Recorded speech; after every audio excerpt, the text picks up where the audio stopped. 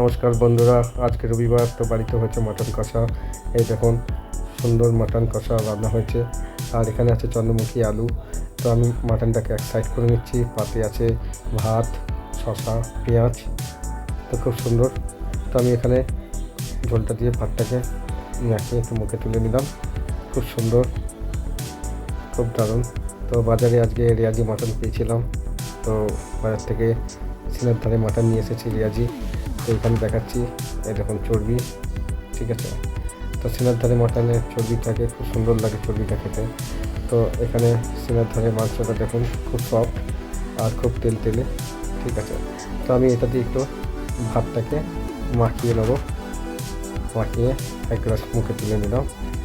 খুব সুন্দর, খুব দারুণ। তো আজকে এই দেখুন চন্দ্রমুখী আলু পেয়েছিলাম, সেটাও আমি নিয়ে এসেছিলাম। এরকম ভাত দিয়ে মাখিয়ে চন্দ্রমুখী আলু খুব দারুণ লাগে খেতে। তো বিশেষ করে মাটন ঝোল দিয়ে মাখিয়ে, তো হাড়ের দিকে মাংসটাকে একটু মুখে তুলে নিলাম।